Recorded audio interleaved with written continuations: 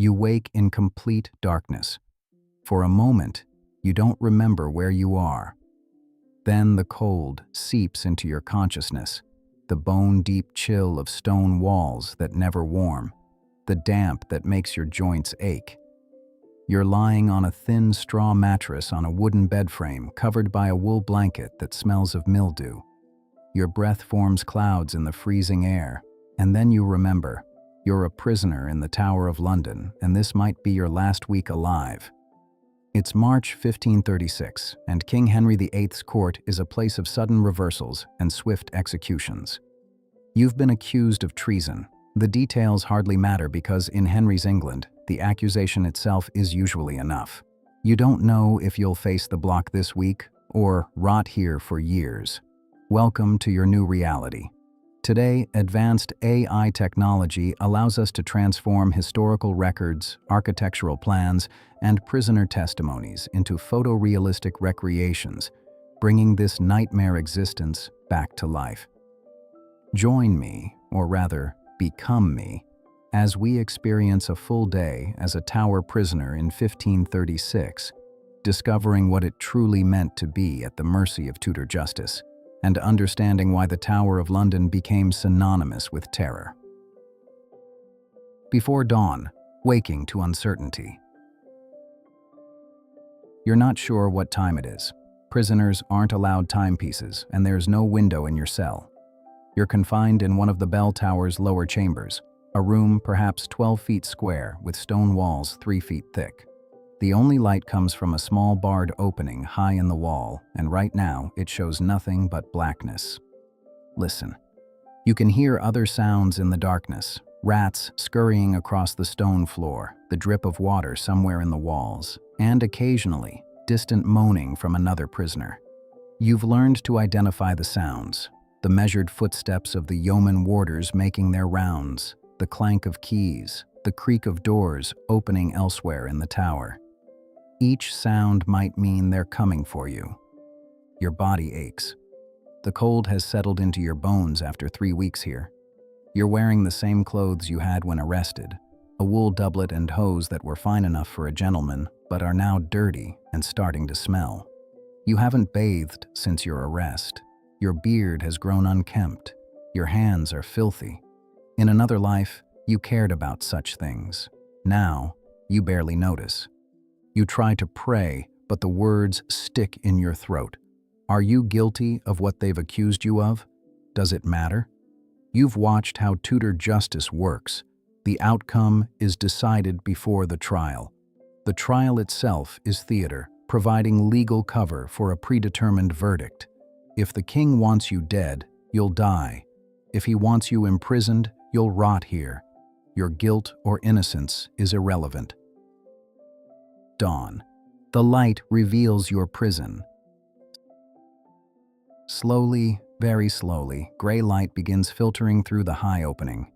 You can finally see your cell properly.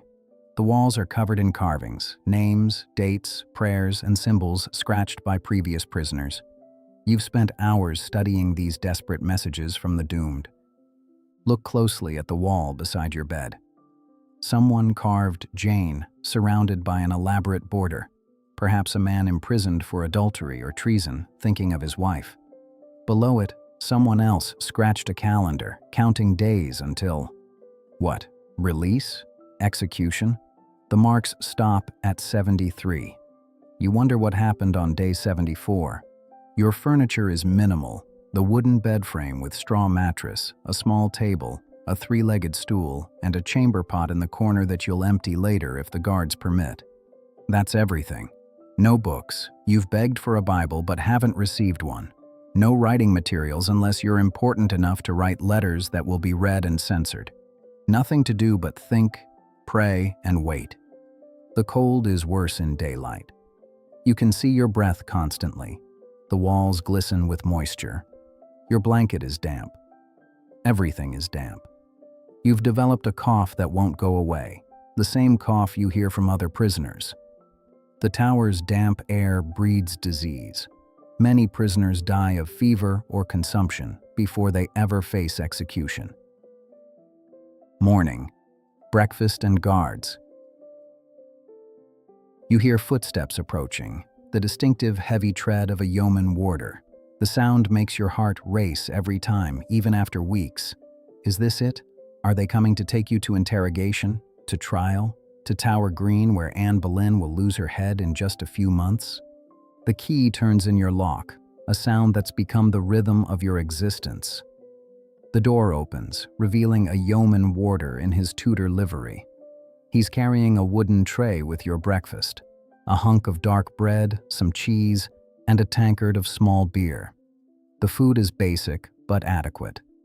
The Tower feeds its prisoners reasonably well by 16th century standards. Starving prisoners die before they can be properly tried and executed, which defeats the purpose. "Morning," the guard grunts.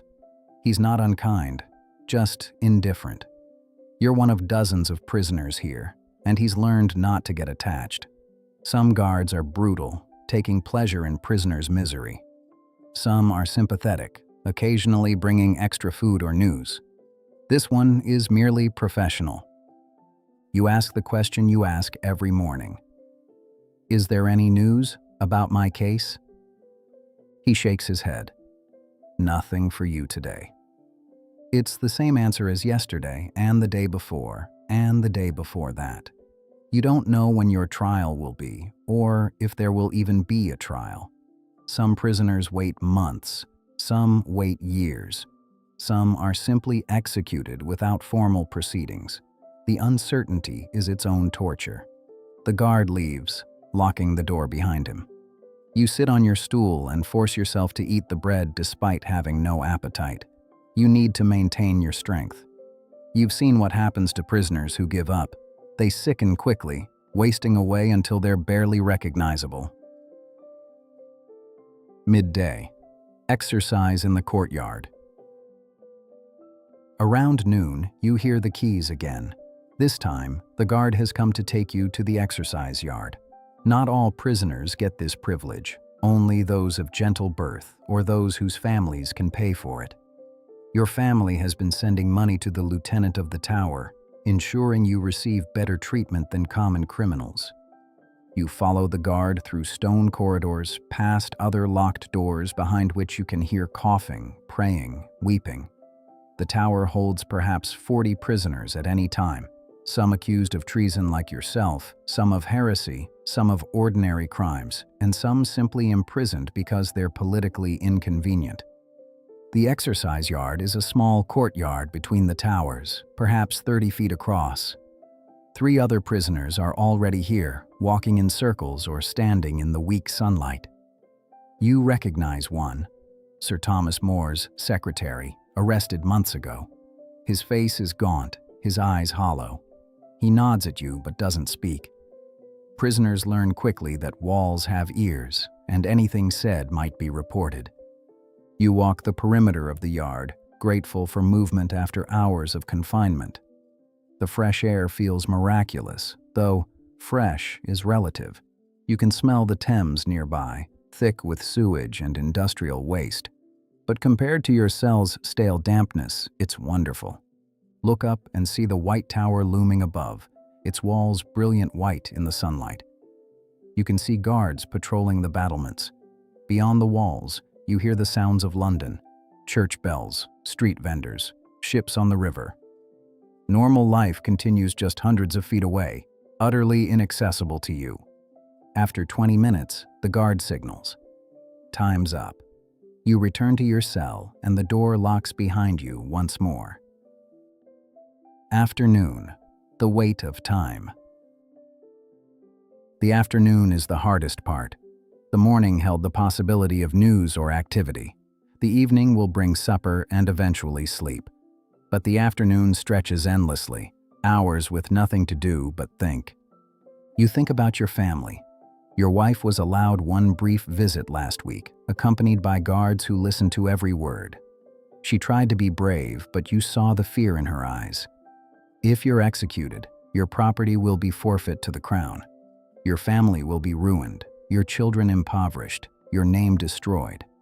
Your wife begged you to confess to whatever they want, to throw yourself on the king's mercy. But you've seen how that mercy works.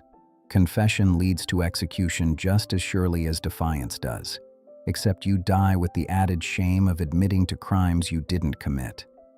You pace your cell, 3 steps to the wall, turn 3 steps back. You've walked miles in this tiny space, going nowhere. Sometimes you recite prayers from memory, the Latin words providing structure to the shapeless hours. Sometimes you try to recall happier times, hunts in the countryside, feasts in great halls, laughter with friends who now avoid your name like plague. You think about death. You can't help it. If, when they execute you, how will it be? Beheading is the standard punishment for treason, but execution methods vary by status.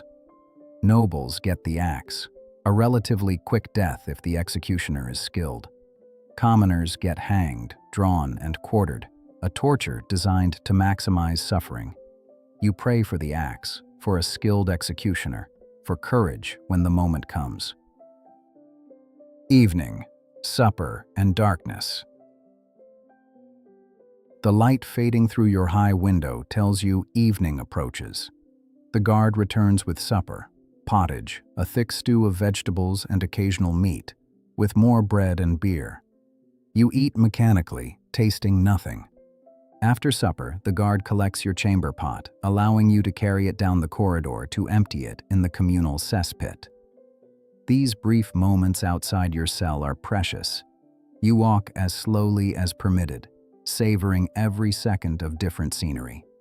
Back in your cell, you prepare for night. There's nothing to prepare, really. You just lie down on your mattress, pull the damp blanket over yourself, and try to find warmth. The darkness comes early in March. Soon your cell is pitch black again, the cycle complete. You lie awake, listening to the tower's night sounds, guards changing watch, distant screams from nightmares or madness, the ever-present drip of water through stone. You think about tomorrow. It will be exactly like today, unless they come for you. And if they do come, tomorrow might be your last day. You don't know which is worse, the slow death of imprisonment or the swift terror of execution. The reality, waiting for fate. This is your life now, day after identical day in a stone cell, waiting for a trial that may never come, for mercy that probably won't arrive, for death that seems increasingly inevitable. The Tower of London in 1536 isn't primarily about dramatic executions. It's about this grinding daily horror, the psychological torture of uncertainty, the physical misery of cold and damp and boredom. Some prisoners will be released, pardoned, or found not guilty, or freed when political winds shift. Some will die here of disease, their bodies carried out quietly. Some will face trial and execution, their deaths serving as warning to others. You don't know which fate awaits you, so you do what all prisoners do. You survive one day at a time, clinging to hope that's probably false, enduring conditions designed to break your spirit before they break your neck. The Tower of London imprisoned thousands during its history as a royal prison. Most weren't famous. They were people like you in this imagined scenario, caught in political machinations beyond their control, suffering in obscurity, dying or surviving based on factors having nothing to do with justice. Understanding what imprisonment meant in Tudor England helps us grasp the power monarchs wielded over their subjects. This wasn't just about occasional dramatic executions. It was about systematic terror, the knowledge that anyone could be arrested at any moment, imprisoned indefinitely, tried or not tried at the king's pleasure. Today, the tower is a tourist attraction, its history sanitized into entertainment. But in 1536, it was hell on earth for those locked within its walls. The cold, the damp, the boredom, the uncertainty, the slow erosion of hope. That was the true torture, the daily reality that broke people before the axe ever did. This was life as a tower prisoner in 1536, an existence measured in footsteps across stone floors, in meals that marked time's passage, in the sound of keys that might mean anything or nothing. If you found this glimpse into Tudor imprisonment compelling, please hit the subscribe button so you don't miss where we're going next. Thanks for watching, and we'll see you in the past.